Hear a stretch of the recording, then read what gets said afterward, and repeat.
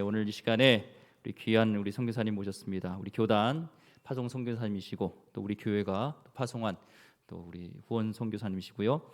지금 현재 일본 가고시마 다케에서 또 목회를 하시며 또 후쿠오카 현의 야나가와 교회를 두 교회를 섬기고 계신 귀한 우리 선교사님이십니다.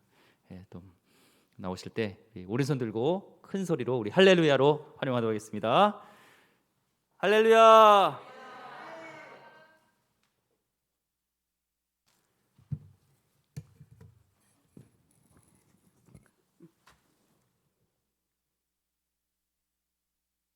네, 성도님들 반갑습니다. 늘 기도해 주시고 후원해 주셔서 너무 감사를 드리고 또 말씀으로 섬길 수 있는 기회를 주셔서 감사합니다. 여러분은 저를 잘 기억 못 하시겠지만 제가 2010년도 2월에 와서 설교를 한 적이 있습니다. 일본에 나가기 직전 2월에 권사님들 헌신 예배셨던 것 같은데 그때 와 설교를 한 기억이 있고 그때 마태복음 6장 33절 말씀 가지고 먼저 그의 나라와 그의 의를 구하라 라는 말씀으로 설교를 한 적이 있습니다. 그래서 일본에 나가게 된 내가 왜 일본 선교를 하게 되었는가 그 이야기를 했던 기억이 있습니다. 여러분이 대부분 기억을 못 해주시는 것에 대단히 감사를 드립니다. 사람은 기억하는 것도 능력이지만 망각도 능력이에요. 능력이 있어야 잊어버릴 수 있고 또 잊어버리는 것이 많아야 행복할 수 있기 때문에 그렇습니다. 그때는 제가 좀 날씬했어요. 그리고 턱도 하나였는데 제가 일본에 가서 두 교회를 맡으면서 턱이 두 개로 변했습니다. 그래서 일본의 그 홀리네스 교단이 저에게 교회를 세 개를 맡아주면 안 되겠냐고. 그래서 제가 그 담당 목사님한테 농담으로 제가 턱이 세 개는 안 됩니다. 두 개만 하겠습니다. 그렇게 대답한 적이 있는데 오늘 또 성도님들과 함께 말씀을 나누게 돼서 너무나 기쁩니다. 제가 일본에 가서 파송이 돼서 또 오늘까지 정확하게 12년이 됐습니다. 12년 동안 무엇을 했는지에 대해서 오늘 말씀을 나누면서 제가 이제 일본 교회에서 배우고 느낀 것, 또 목회하면서 생각한 것 이렇게 합쳐서 하나님의 말씀을 함께 증거하기를 원합니다. 오늘 말씀 성령도 우리의 연약함을 도우시나니 했는데 연약한 저를 성령께서 어떻게 인도하시고 사용하셨는지, 그래서 일본 교회에서 어떻게 활동하게 하시고 또 하나님이 연약한 저를 도우셔서 어떻게 일본 교회를 또 새롭게 하셨는지에 대해서 간증하면서 하기를 원합니다. 제가 일본에 가기로 하나님께 부름 받고 일본에 가서 이제 훈련을 시작하게 됐는데 제가 일본 홀리네스 교단으로 파송이 됐습니다. 일본은 현재 목회자가 굉장히 부족한 상황이고 일본의 교회들은 노후하고 또 고령화되고 연약한데 목사님들마저도 다 은퇴하시다 보니까 시골 교회 같은 경우는 통폐합하는 경향이 있습니다. 그래서 교단을 초월해서 복음적인 교단이면 그 교회로 이제 보내고 있는 상황이고 이번에 홀리네스 교단에서도 이제 교회를 저희들이 해마다 보고하는데 지금 제가 현재 목회하고 있는 다케 교회나 야나가와 교회에서 가장 근거리에 있는 교회가 어디인지 이름을 이렇게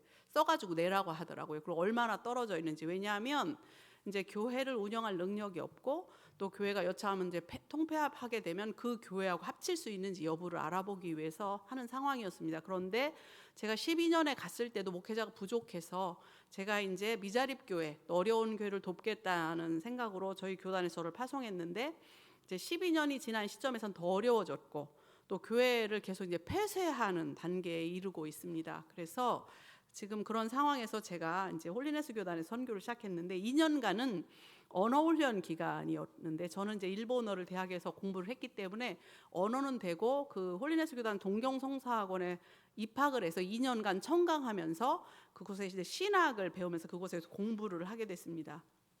근데 이제 일본은 성사학원이 재밌는 게 완전히 이름을 신학생이 아니라 수양생이라고 불러요. 수양생을 부르고 남녀가 따로 밥을 먹어요. 밥도 이렇게 분리해서 먹고 아침에 드라이를 하거나 세탁을 하면 안 됩니다. 그리고 속옷도 같은 여자들 방이라도 그 속옷 말리는 걸 가려주는 무슨 막 같은 거를 설치하고 더 제가 이제 놀란 것은 아침에 6시 반에 반드시 라디오 체조를 마당에 다 나와서 같이 하는 거예요. 그래서 무슨 전근대적인 그런 곳이 있나 이런 걸 좀 느꼈던 적이 있고 또 이게 매뉴얼 문화라는 게 여름에 이제 난방 기구를 방마다 사용해요. 가스 난로를. 그러면 A4 용지에 4장을 줘요. 그 매뉴얼을. 우리가 애기도 아니고 그런데도 끄고 또 켜고 몇 시부터 켜고 몇 시에 꺼야 되고 온도를 몇 도 이상 하면 안 되고 막 이런 거에 좀 제가 굉장히 문화 충격을 느꼈습니다. 그리고 이제 음식이 나오면 자기 목만 먹어야 돼요. 한 번은 물만두가 나왔는데 개수가 너무 많아서 셀 수가 없는 거예요. 그래서 내가 물만두 이렇게 짜려보고 있으니까 제 앞에 있는 수양생이 다 이렇게 알려주더라고요. 4개 먹으면 된다고. 그러니까 보는 순간 이 사람들이 숫자가 세워져요. 그게 참 신기한 능력이구나.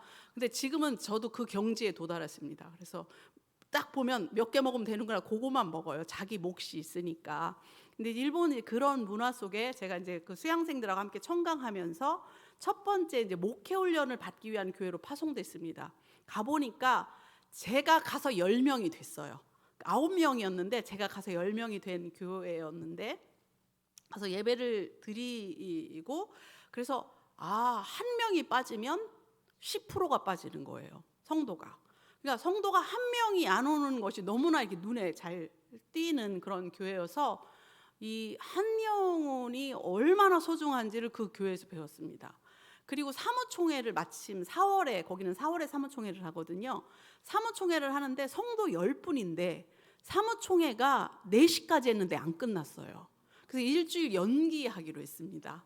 왜 그러냐면 돈이 전체 예산에서 5만 엔이 모자라요. 그러니까 우리나라 돈 50만 원이 모자라는데 그 돈을 아무도 내겠다는 말을 안 하시는 거예요.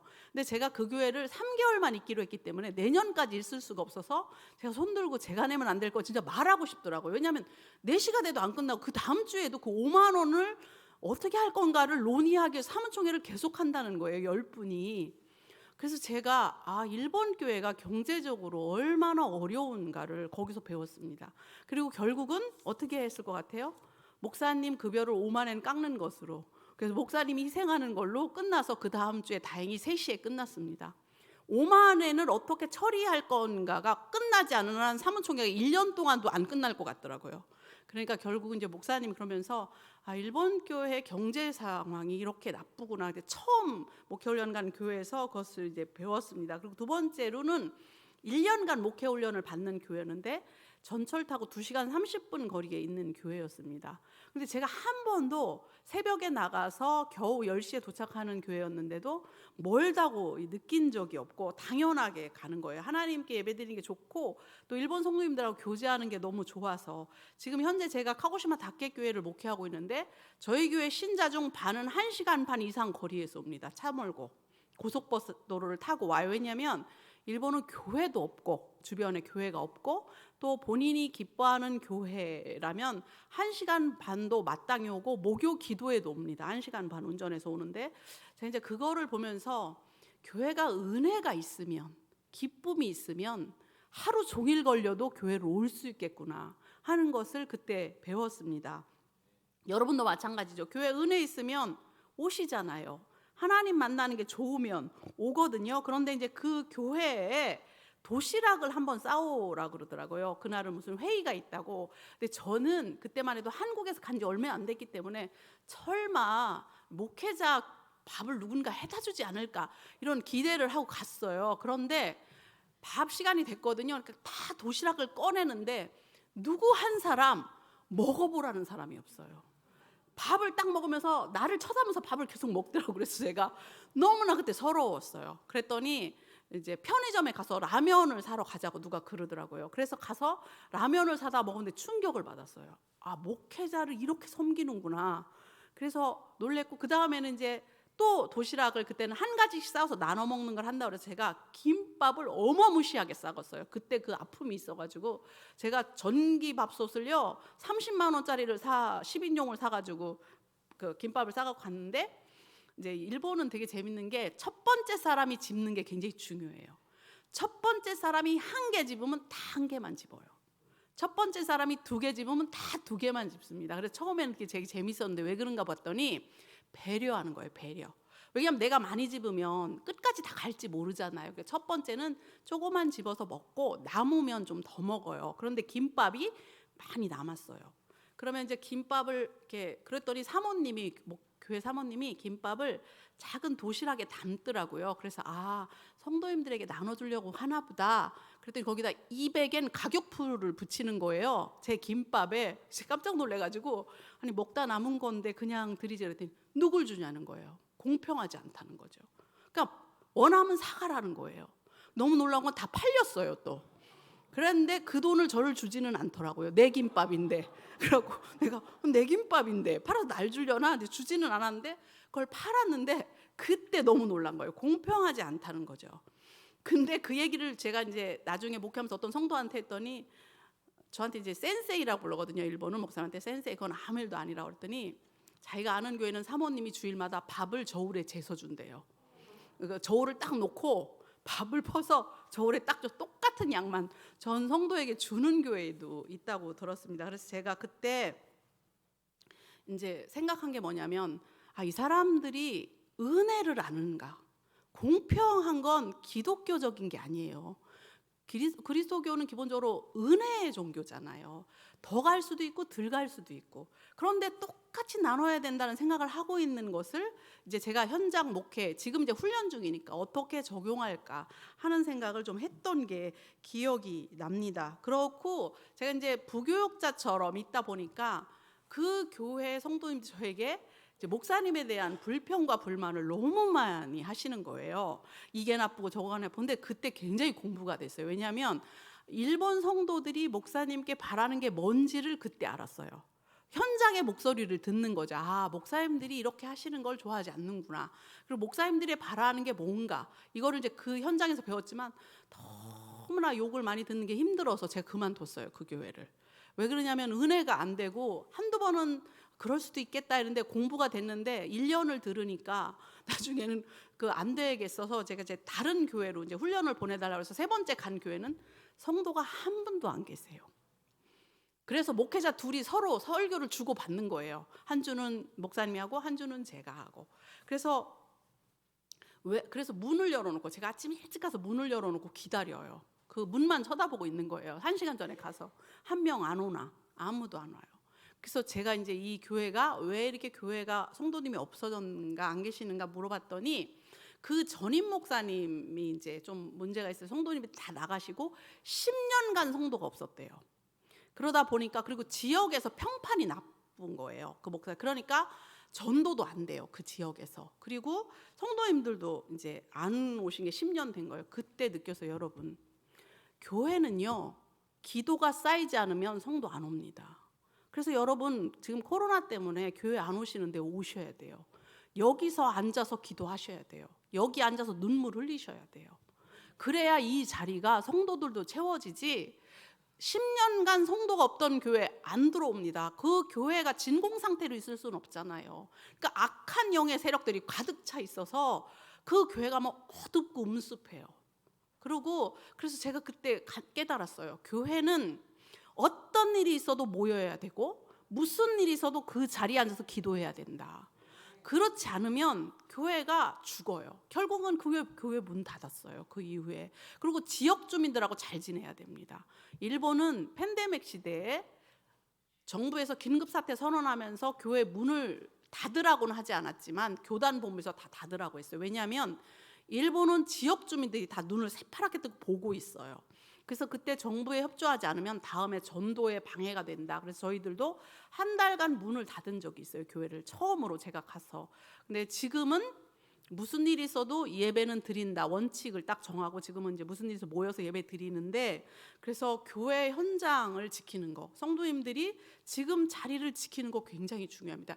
내가 이 자리를 지키고 예배하고 눈물을 흘리고 기도해야 그 다음에 누군가 와서 그 자리에 앉아요. 그렇지 않으면 교회 망합니다. 다음 후손들에게 물려줄 교회가 없어요. 그걸 명심하셔야 됩니다. 그리고 제가 2년 이제 훈련이 지나고 이제 토닥교회로 드디어 임명을 받았어요. 홀리네스 교단은 임명제라서 교단에서 가라 그럼 가야 돼요. 그런데 다행히 2년 훈련을 받았는데 저를 이제 목회자로 임명을 해서 토닥교회를 이제 처음에 갔는데 한 8명 정도의 성도님들이 계시는 교회였는데 건축비를 20년째 갚고 있는 교회였어요. 성도가 워낙 적고 목사님 섬겨야 되니까 빚을 갚을 능력이 없다 보니까 회계가 너무너무 힘들어하는 거예요. 지난번 훈련 받을 때 교회도 회계 재정 맡으신 집사님이 우울증에 걸리셨어요. 돈이 없어서 막 힘드니까. 그 사무총회 2주에 걸쳐서 하는 교회가 그랬거든요. 근데 여기 오니까 회계도 너무 힘들고, 제가 오니까 이제 기뻐하는 거죠. 왜냐하면 저는 선교사이기 때문에 기본적으로 한국에 여러분들이 해주신 후원으로 살고, 그 일본 교회에서는 사례를 받지를 않아요. 그래서 이제 제가 빨리 빚부터 갚아야 되겠다 하는 것과, 두 번째는 교회가 그러다 보니까 오랜 동안 목사님도 안 계셨었고, 그래서 성도들도 굉장히 다운되고 희망도 없고, 그래서 이제 기도와 예배에 집중하면서 빚을 이제 다 갚아서 2년 만에 그 교회의 모든 빚을 청산했어요.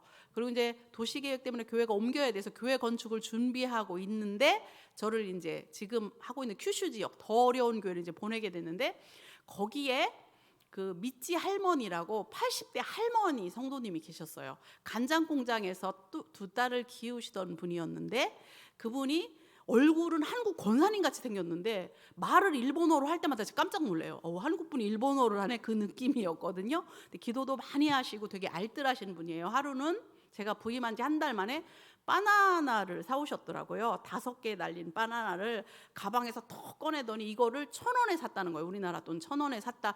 자랑을 하세요. 그래서 저는 이제 받을 준비를 하고 있었어요. 손을 이렇게 내밀려고 하고 있었죠. 왜냐하면 저 주려고 사온 줄. 그래서 도로 가방에 넣으시더니 갖고 집에 가는 거예요.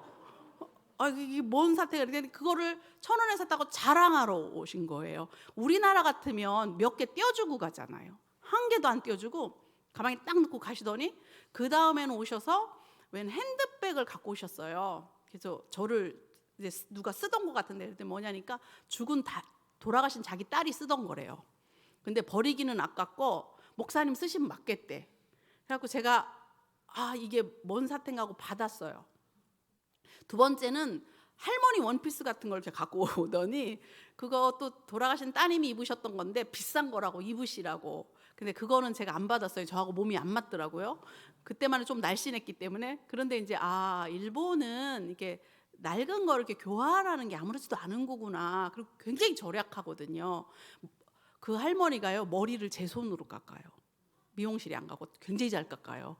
그러던 할머니였거든요. 그런데 그 할머니가, 그 알뜰했던 할머니가, 제가 이제 2년간 목회하면서 이 교회는 은혜 나누고 섬기고 이걸 몰라요. 받은 적이 없고 오로지 빚 갚는 데만.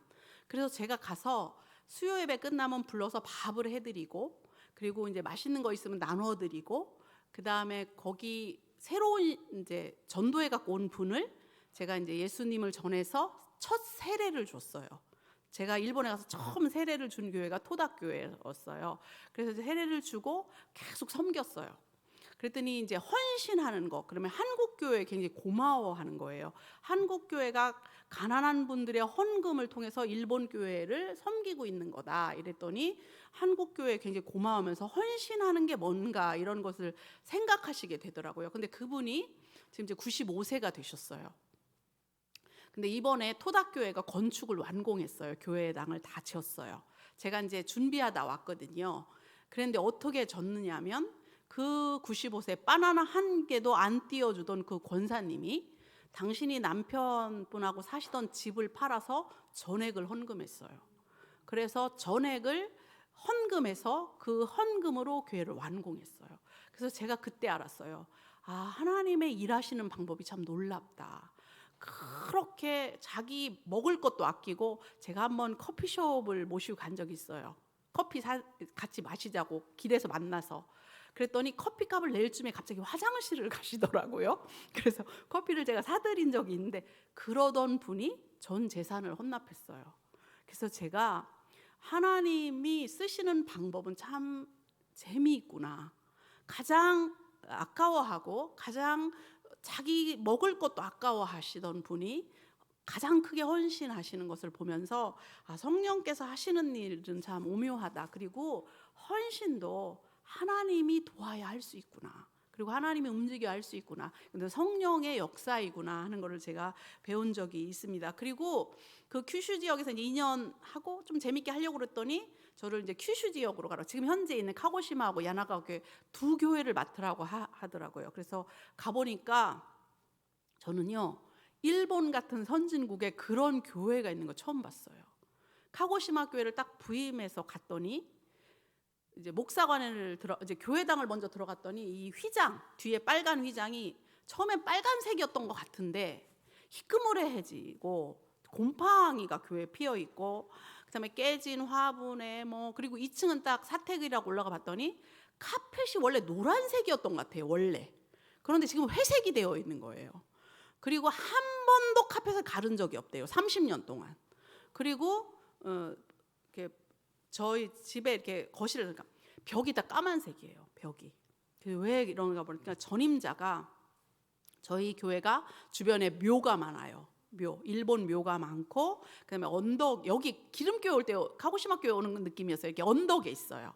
그러니까 교회 안 된다. 그리고 저희 교회 앞에는 이렇게 낭떠러지가 있어요. 그게 언제 무너질지 모른다. 그것 때문에 연약해지셔서 두려움이 생겨서 우울증이 오신 거예요. 그러다 보니까 집을 새까만 색으로 칠해 놓으셨더라고요. 그래서 제가 이제 느꼈는데, 여러분, 두려움은 하나님이 주시는 마음이 아니에요. 명심하셔야 됩니다. 사랑 안에 두려움이 없고 완전한 사랑이 두려움을 내어쫓는다고 요한일서 4장 18절 말씀처럼, 성령께서 주관하시는 사람은 두려움이 없어요. 하나님은 두려워하지 않게 하거든요. 두려울 게 뭐가 있어요. 그리고 그 묘가 저를 해치겠어요? 그랬는데, 그러니까 성도들이 패배의식에 젖어 있고 우리 교회는 안 된다 이렇게 생각하고 있더라고요. 그래서 제가 첫 번째 간 임원회 때 제가 이제 선포했어요. 교회 수리한다. 나는 이 지역에, 이렇게 절들이 크게 져 있는 지역에 하나님의 집이 이렇게 엉망인 거 용서 안 되고 용납이 안 된다. 우리가 섬기는 하나님이 얼마나 연약한 신이면 교회가 저렇게 쓰러져 갈까 이렇게 생각하는 거 내 용서가 안 되니까, 우리가 교회를 수리를 리폼을 하는데 이제 돈이 없잖아요. 성도가 6명밖에 없더라고요. 그래서 제가 그랬어요. 하나님의 집을 새롭게 하는 거 하나님 기뻐하시니까 내가 책임질 테니까 하자 해가지고 이제 했어요. 그런데 선포한 다음 주부터 새로운 성도들을 하나님 보내시기 시작했어요. 그리고 나갔던 성도가 20년 만에 많이 돌아와서 헌금이 모이면 하고, 거기서도 이제 제가 사례는 안 받으니까 헌금 모인 만큼 공사하고 모인 만큼 공사하고, 그래서 3년 동안 제가 이제 수리를 해서, 그리고 성도들이 이제 알게 됐어요.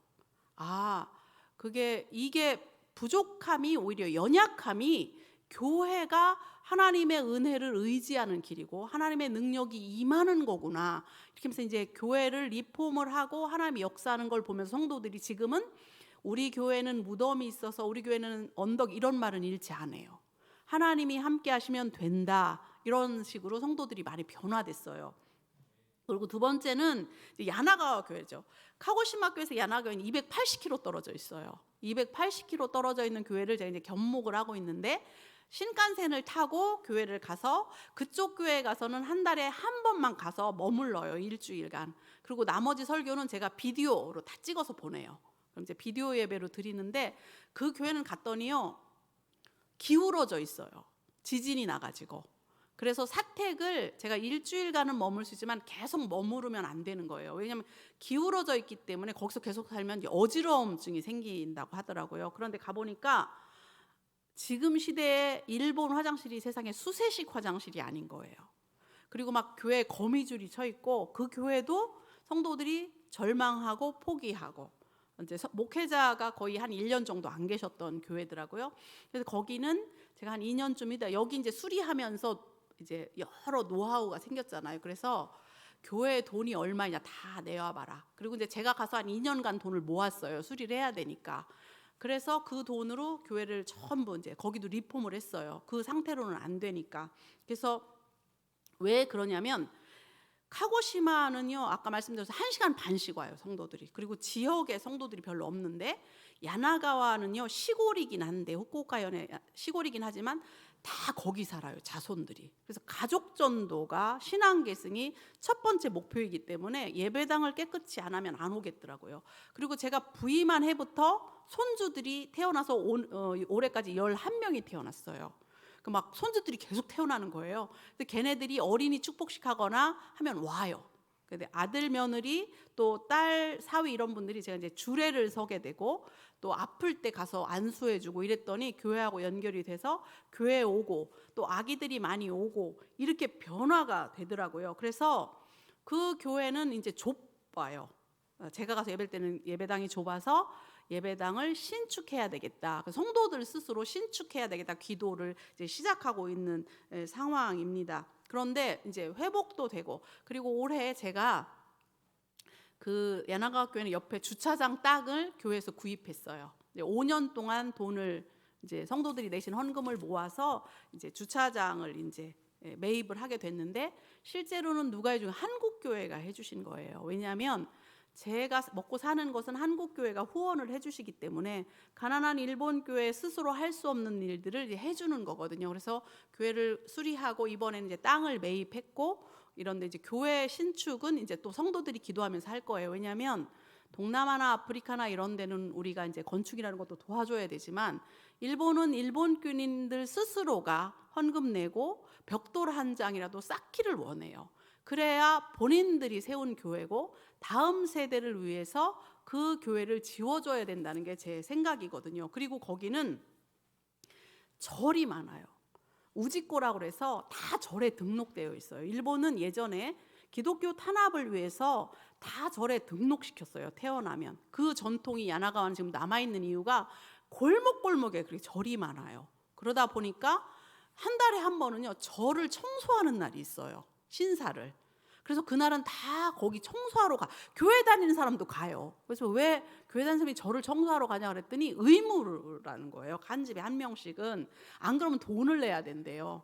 그래서 이제 청소하는 게 있는데, 그래서 제가, 그리고 야나가와 지역은요, 인구가 지금 제가 갔을 때 7만이었는데 7년 동안 줄어들어서 지금 6만 5천 인구인데 교회 딱 2개 있어요. 그리고 한 교회도 제가 보니까 좀 위험해요. 그래서 반드시 야나가와 교회가 살아남아야 돼요. 왜냐하면 생각해 보세요. 지금 교회가 2군데인데 그 빛이 꺼지면 야나가와는 암흑이에요. 다시는 예수님의 복음을 들을 수도 없고 예수님을 만날 수도 없어요. 그래서 일본 교회가 살아남는 것은 어마어마하게 중요한 의미가 있어요. 한국 교회는 밝으니까, 십자가가 많으니까 어둠이 안 보이지만, 일본은 너무나 깜깜하기 때문에 아주 희미한 빛도 정확하게 보여요. 그래서 야나가와 교회는 살아남아야 되고 살려야 되고, 어떻게든 그 교회에서 하나님을 예배하면서 예수 그리스도의 복음을 증거하게 해야 돼요. 그래서 야나가와 교회를 살리는 일에 제가 굉장히 전력하고 있고, 또 그래서 이번에 이제 주차장도 구입하면서 이제 신축에 대한 꿈을 꾸고 있는데, 그 모든 것들은 어떻게 돼요? 여러분이 해주신 거나 마찬가지예요. 후원 교회들이. 그래서 저희 교회는 기도회 때나 대표기도 하실 때 반드시 한국의 후원 교회를 위해서 기도하고 있어요. 성도님들이 시키지 않아도 한국 교회 성도님들과 한국 교회 후원으로 우리가 이제 저를 보냈기 때문에 이러한 일들을, 교회가 살아나고 또 성도들이 모이고 그 다음에 다음 미래를 꿈꿀 수 있는 교회로 변화된 것은 어디까지나 한국 교회와 특별히 이제 저를 후원하는 교회의 덕입니다 해서 매번 그 대표기도 때마다 후원 교회를 위해서 기도하고 있어서 제가 마음속으로는 말은 안 하지만 굉장히 감사하고 있어요. 그래서 야나가와 교회도 카고시마 교회도 지금은 좀 신축을 해야 되지 않나, 이런 생각을 좀 하고 있습니다. 오늘 일본에서의 선교와 이제 교회 목적 같은 거 이제 말씀드렸는데, 제가 일본에서 선교하는 가장 큰 비전은 딱 하나예요. 일본 교회를 살아남게 하는 거예요. 그래서 어떻게든 일본 교회가 빛을 발해야 된다. 이게 굉장히 중요해요. 야나가와 교회에 이제 우리 교회 이제 회의가 있어서 오시면 동네 사람들에게 묻나 봐요. 야나가와 교회 혹시 아니냐고. 그럼 너무나 놀라운 건 그 지역 주민들이 우리 교회를 다 안대요. 어디에 있다고. 근데 그 교회 아직 안 망했어요? 이렇게 묻는데요. 아직 문 안 닫았어요? 이렇게. 그 말을 들을 때마다 가슴 속에서 막 투지가 들끓어 올라요. 그래서 하나님께 기도했어요. 하나님, 이 절 많은 도시에 이번에 교회 건축을 성도들이 꿈꾸고 있는데 영광이 되는 건물을 짓게 해달라고. 그래서 하나님 살아계신다, 야나가와 아직 안 죽었다, 이거 보여주게 해달라고 제가 이제 그렇게 기도하면 하나님이 가슴을 뜨겁게 해요. 성도들이 헌신해서 반드시 야나가 교회가 신축될 수 있도록 여러분이 기도해 주시기를 부탁을 드립니다. 그리고 또 우상 속에 있잖아요. 저희 교회 바로 옆에도 어마어마하게 큰 절이 있어요. 우리 교회하고 이렇게 보여요. 밤마다 종 쳐가지고 제가 그 종 들으면서 자고 그러는데 그 속에서 하나님이 살아 역사하시는 거 반드시 보여야 돼요. 그리고 여러분도 아시지만 일본이 선진국이고 성도들은 가난하지만 어때요? 보여지는 것도 무시를 못하는 거예요. 그래서 하나님이 우리 교회가 자꾸 이렇게 건물도 찌그러지고 막 거미줄 주고 이러니까 뭐예요? 아, 저 속에 사는 신은 얼마나 약하면 저럴까 이런 말을 들어요. 그럴 때마다 제가 너무 화가 나고 그래서 리폼도 막 하고 그다음에 아 교회 신축해야 되겠다 하고 있는데 제가 신축은 말 안 꺼냈는데 성도들이 교회가 좁으니까 아이들도 오고 그러니까 본인들이 신축하겠다는 열망에 불타고 있으니까 아까 말한 그 한국 권사님 같이 생긴 분 같은 헌신자가 반드시 나올 거라고 제가 믿고 있습니다. 그래서 스스로의 힘으로 일본이 건축을 할 수 있도록 기도해 주시기를 부탁을 드립니다. 그리고 한국 교회가 저를 이제 후원해서 일본 교회를 도와서 이렇게 하고 있는데 여러분들의 기도와 후원은 제가 일본에서 멈추지 않고 사역할 수 있는 힘이 돼요. 오늘 본문 말씀 보시면 이와 같이 성령도 우리 연약함을 도우시나니 우리가 마땅히 기도할 바를 알지 못하나 오직 성령이 말할 수 없는 탄식을 우리를 위하여 친히 간구하시느니라 이렇게 써 있는데 성령께서 우리 연약함을 도우시고 그리고 기도하게 하시고 하나님의 뜻대로 간구하게 하신다. 이게 굉장히 우리에게 힘이 됩니다. 제가 왜 힘이 되냐면 선교 가보니까 하나님이 하세요. 인간이 하는 게 아닙니다. 우리는 연약하잖아요. 그리고 기독교는 연약한 그릇에 하나님이 역사한다는 역설이 있어요. 그리고 제가 그 자리에 그냥 있는 거지 하나님께서 이루어 가시고 일본 교회를 이끌어 가시는 것을 제가 많이 느끼게 돼요. 제가 여기 오기 전에 장례식을 3번 치르고 왔어요. 제가 12년 동안 장례를 딱 3번 치렀는데 한꺼번에 3분이 돌아가셨어요. 야나가 교회에. 야나가 그때 굉장히 좀 낙심이 됐어요.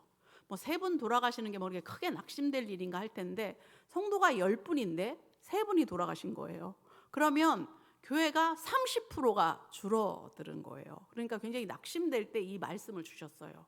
네가 연약하면 성령께서 내 옆에서 도우신다는 말씀이 굉장히 힘이 되더라고요. 그리고 한 영혼이 그 죽어가는 분의 장례를 치르고 그리고 이제 장례식이 좋은 거는 무조건 제가 복음을 전해요. 십자가를 전하고. 왜냐하면 일본은 장례식을 안 믿는 분들이 다 와서 앉아 계세요.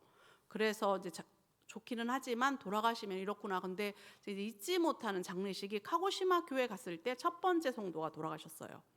근데 그 성도는 병상에서 세례를 받았어요. 제가 병상에 세례를 줬고 예수 그리스도를 전했는데 돌아가실 쯤 돼서 제가 예수를 다시 한번 확인했어요. 믿음을. 예수 그리스도를 구주로 영접하십니까? 그랬더니 그분이 나를 똑바로 쳐다보면서 안 믿겠다는 거예요. 그래서 제가 웃음이 나오더라고요.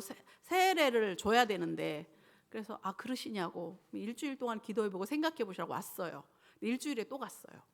예수를 믿어야 하나님 나라 갈 수 있고 당신들 가족이 가는 교회를 갈 수 있다. 이렇게 하면서 다시 예수를 전했더니 이번에는 믿겠다고 하더라고요. 영접하겠다. 그래서 제가 이제 세례를 주고 왔어요. 그리고 세례 주고 한 달 후에 돌아가셨어요. 근데 임종이 가까이 왔을 때 저를 불러서 그분이 얼마나 축복받은 분이냐면 제가 택시 타고 갔더니 살아 계세요. 그런데 하나님이 택시를 타고 막 가는데 하나님이 저에게 말씀을 주셨어요. 요한복음 14장 1절에서 3절을 읽어주래요. 무조건 가서 그분에게 그걸 읽어주라고 말씀이 왔어요. 그래서 제가 왜 그 말씀을 읽어줘야 됩니까? 그러니까 읽으라는 거예요. 그 말씀을 들려주래. 그러니까 살아계시니까 제가 그분에게 말했어요. 나는 영문은 모르지만 하나님께서 요한복음 14장 1절부터 3절을 그 마고토상에게 읽어주라고 한다고. 읽겠다. 근데 그게 뭐냐면 내 집은 거할 처소가 많다. 내가 처소를 준비하러 간다. 그 말씀이셨어요. 그래서 그 말씀을 읽어주고 그러니까 그분이 눈물을 흘리시더라고요. 그리고 제가 기도하고 그분이 제 앞에서 2분 만에 돌아가셨어요. 그러니까 목사한테 축복기도 받고 임종기도 받고 말씀 하나님 앞에 받고 돌아가시는 게 그거 예수 믿은 지 이제 세례받은 한 달밖에 안 되면 어마어마한 복이잖아요. 근데 장례를 치르는데 아들이 목사예요. 근데 그 아들이 인사를 하면서 간증을 하는 거예요. 이제 집내는 제가 하는데 자기 아버지가 세례를 받고 한 달 동안 고민이 내 집이 있느냐는 거였대요. 천국에서 내가 거할 집이 있냐. 난 예수 믿은 지 한 달밖에 안 됐는데 봉사도 안 했지, 예배도 안 드렸는데 나는 천국 가면 나만 집이 없으면 어떡하냐. 이거를 한 달 내내 염려하셨대요. 그런데 하나님이 그 말씀을 주실 거예요. 내가 처소를 예배하러 간다. 내가 있는 곳에는 거할 곳이 많다. 그러니까 그 말씀을 듣고 안심하고 돌아가셨는데 제가 그걸 보면서 깨달은 거는 가족의 기도가 얼마나 중요한가를 느꼈어요. 그 집이, 그 부인이 우리 교회에 가장 많이 헌신하는 분이에요. 임원이신데, 그리고 아들이 목사님이시고 따님 둘이 예수를 믿는데 이 분의 영혼을 위해서 가족이 30년을 기도했어요. 그런데 교회에 오거나 예배드리러 오거나 하지 않았지만 마지막에 그분을 세례를 받게 하고 예수를 믿게 하고 그 다음에 뭐예요? 하나님이 직접 말씀도 주셨어요. 목사를 통해서. 그것을 보면서 포기하지 않는 것, 일본에도 포기하지 않으면 하나님이 영혼을 구원하는 역사가 있구나 하는 것을 제가 눈으로 봤어요. 그러니까 여러분들도 마음속에 전도하고 싶은 사람 30년, 40년 지나도 포기하시면 안 됩니다. 마지막에라도 하나님이 그 영혼을 구원하시는 것을 제가 눈으로 보고, 지금도 저희 교회가 목요 기도회는 저희들이 1시간씩 기도해요. 성도하고 저와 같이 기도하는데 굉장히 많은 영혼들의 이름을 불러가면서 기도해요. 지금은 안 되지만 우리 기도가 쌓이면 언젠가 하나님이 그들을 교회로 부르시고 구원해 주실 것이라는 이 믿음이 있어요. 그러니까 뭐예요? 낙심되는 싸움이에요. 일본에서 제가 가장 큰 어려움은 뭐냐면 낙심하는 거예요. 전도가 잘 안 되고 또 성도들이 자꾸 늙어가세요. 거기다 이제 돌아가시기까지 하잖아요. 그러니까 제가 어떤 때는 자다가도 막 심장이 눌려요. 이 교회가 살아남아야 되고 예수를 전해야 되는데 하나님 새로운 사람들이 계속 와서 정착하고 또 저 사람들이 예수 믿고 그래서 어떻게든 이 교회가 살았는데 어떻게 하면 좋습니까? 하고 막 가위가 눌릴 정도로 막 고민을 하니까 그때도 이 말씀이 저희가 위로가 됐어요. 성령도 우리의 연약함을 도우신다. 그리고 말할 수 없는 탄식으로 기도한다. 그러니까 그게 저를 위한 기도로 들리는 것이 아니라 일본 교회를 향한 하나님의 탄식으로 들렸어요. 일본 교회가 얼마나 예수 믿기를 바라고 일본 교회 하나님의 교회고 하나님이 이끄실 거니까 염려하지 말아라 이렇게 들렸어요. 그래서 제가 지금은 염려하지 않고 하나님이 어떻게든 일본 교회를 이끌어 가실 것이고 저는 제가 해야 할 일들, 그들이 하지 못하는 일을 도우면 되겠다 이렇게 생각을 하게 됐습니다. 오늘도 보면 뭐예요? 우리의 연약함을 도우신다. 우리 인간은 다 연약합니다. 연약함을 부끄러워하지 않아도 되는 종교가 기독교예요. 우리는 살아계신 하나님을 섬기고 거기다가 뭐예요? 성령을 우리에게 보내셔서 우리가 연약할 때마다 우리를 도우시고 우리를 하나님의 말씀으로 인도하시고 거기다가 뭐예요? 말할 수 없는 탄식으로 기도해 주셔서 우리의 영혼이 다시 살아나게 하시는 분, 그 성령이 우리 곁에서 돕고 계시다는 것이 우리 기독교인만이 가지고 있는 힘이에요. 그게 능력이거든요. 바울도 내 약함을 자랑한다고 했거든요. 왜? 연약할 때 하나님이 일하시니까 그래요. 우리 힘을 빼고 하나님이 우리 안에 역사하게 하시기 때문에 우리의 연약함은 하나님이 일하시는 능력이고 하나님이 일하시는 우리의 바탕이 된다는 것을 여러분이 기억하셨으면 좋겠습니다. 저나 여러분이나 은혜 없이 살 수 있는 존재들이 아니잖아요. 다 연약하지만 하나님께서 도우시기 때문에 우리가 살아갈 수 있는 거거든요. 하나님의 뜻을 알고 그 뜻대로 순종하게 하는 능력이 우리 안에 있고 우리 안에 계시는 성령께서 일하신다는 것을 여러분이 기억하시고 믿으시기를 바랍니다. 제가 일본에 선교하면서 외로움과의 싸움이에요. 아는 사람이 한 사람도 없고 일본은요 여기 성도님처럼 이렇게 교제를 잘 안 해요. 그리고 목사님들도 너무 멀리 떨어져 있어갖고 1년에 한 번인가 밖에 못 만나요. 거기다 코로나 때문에 한 번도 만난 적도 없을 때도 있어요. 그래갖고 제가 너무 교회 안에만 이렇게 붙어 있었더니 스스로 이렇게 히키코모리라고 하거든요. 일본은 집에서 안 나오는 사람들 있죠. 그렇게 변해가는 것을 제가 느꼈어요. 그래서 화들짝 놀라서 이번에 한국에 나왔어요.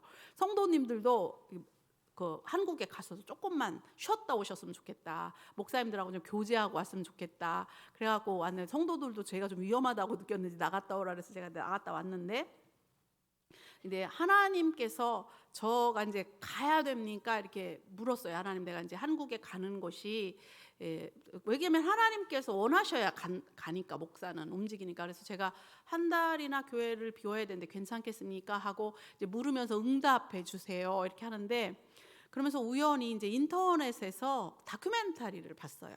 부엌이라는 다큐멘터리였는데 거기에 시골의 어머니가 불을 떼서 밥을 이렇게 하시더라고요. 근데 자녀들이 이제 멀리 갔다가 왔어요. 명절이라고. 그러니까 이제 엄마가 된장찌개를 끓여서 주고 농사진 거 막 다 차에 실어주는데 자식들이 이제 집에 가잖아요. 그러니까 그 엄마가 너무 슬픈데 억눌러야 되는데 눈물이 나올 것 같으니까 옆에 있는 풀을 막 뜯어대잖아요. 엄마들은 부끄러우니까.